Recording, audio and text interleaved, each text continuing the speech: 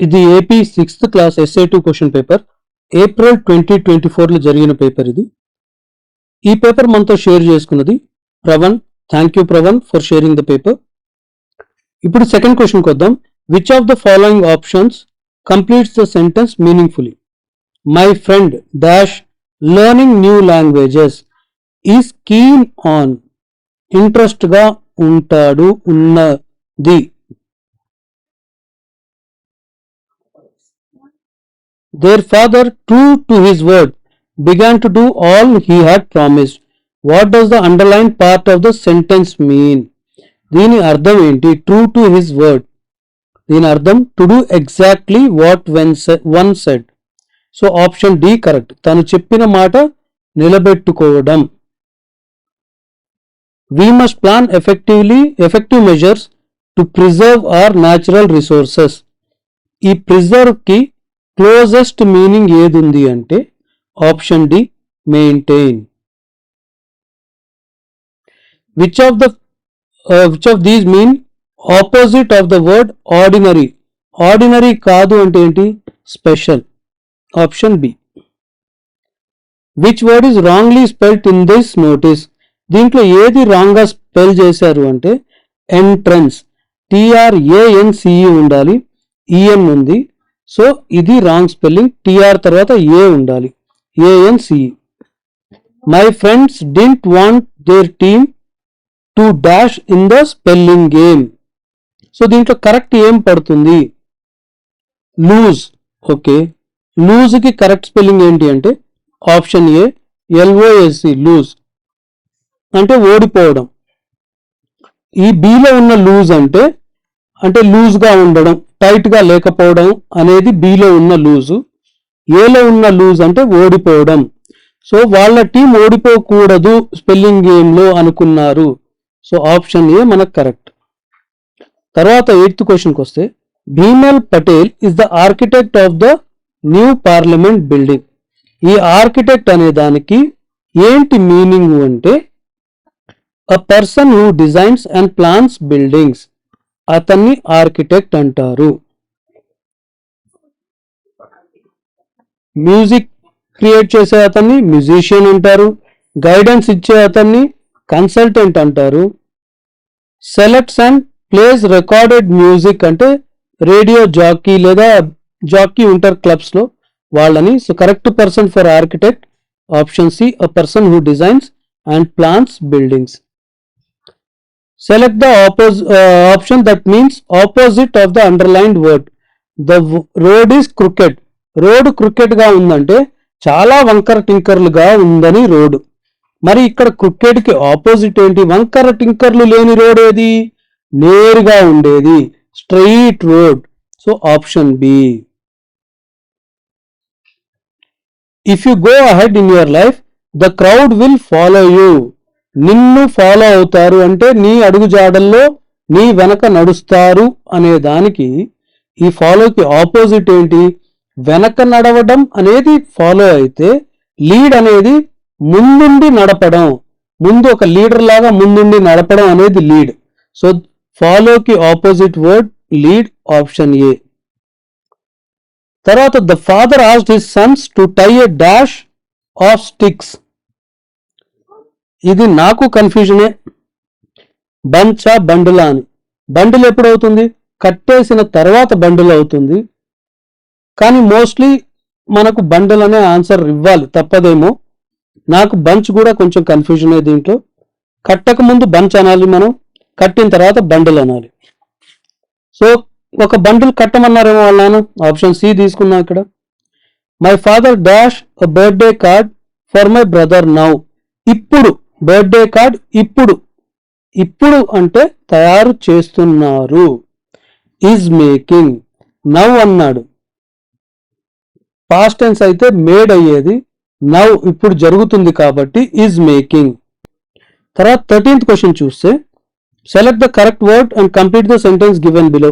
I dash to watch a film yesterday. Yesterday అంటే నిన్న జరిగిపోయింది. So I went. గోయింగ్ అంటే వెళుతున్నాను, గోజ్ అంటే వెళుతున్నారు, గో అంటే వెళ్ళు, వెంట్ అంటే వెళ్ళాను లేదా వెళ్ళారు. సో వెళ్ళాను నిన్న కాబట్టి వెంట్ కరెక్ట్. అక్కడ ఇక్కడ ఈ ఇచ్చిన ఈ మీన్ వర్డ్స్ ని లేదా ఈ పార్ట్ ఆఫ్ వర్డ్స్ ని మనం ఒక సీక్వెన్స్ లో కరెక్ట్ గా అరేంజ్ చేయాలి. ఈ అరేంజ్మెంట్ కరెక్ట్ ఏంటంటే option B, you must return the books to the library by next Sunday. ఇది కరెక్ట్.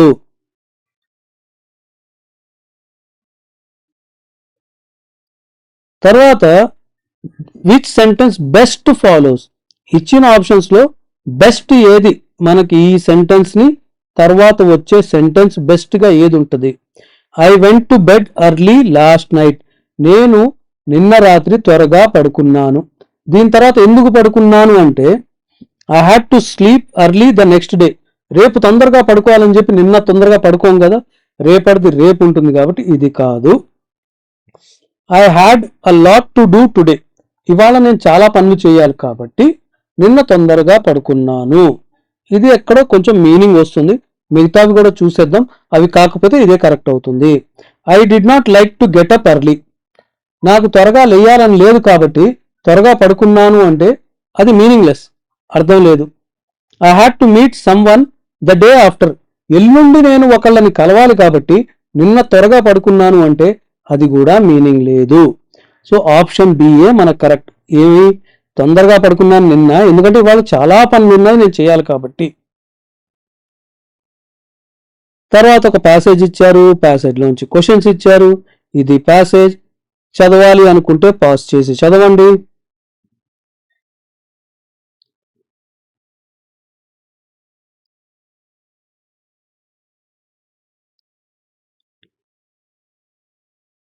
ఇక్కడ 8th క్లాస్ అని రాశాను కానీ పొరపాటు, 6th క్లాస్ ఇది first paper.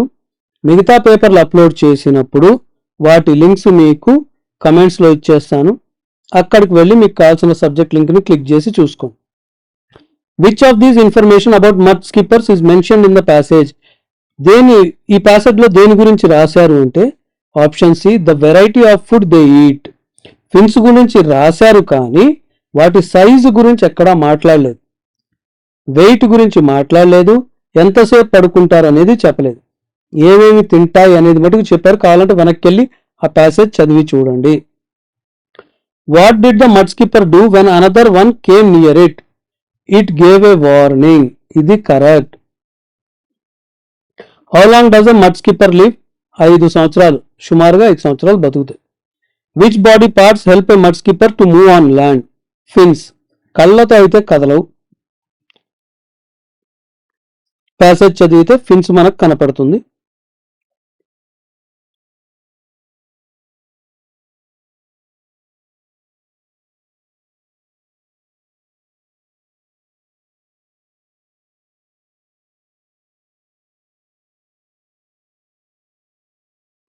How did the shepherd behave after he became the governor?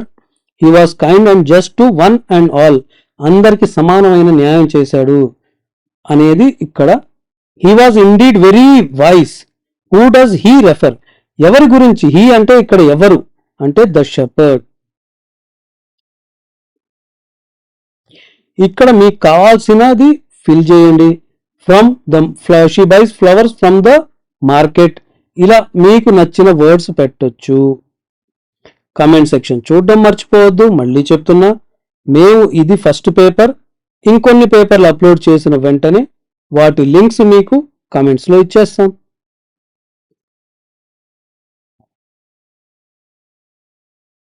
ఈ పారాగ్రాఫులు రాయాలంట.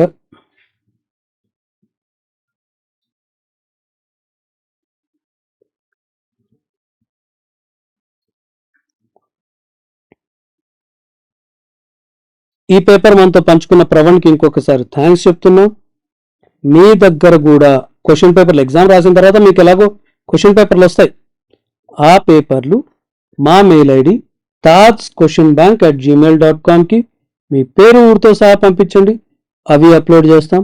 ఇంకొక సబ్జెక్ట్ వీడియోతో మళ్ళీ కలుద్దాం. అప్పటి వరకు బాయ్.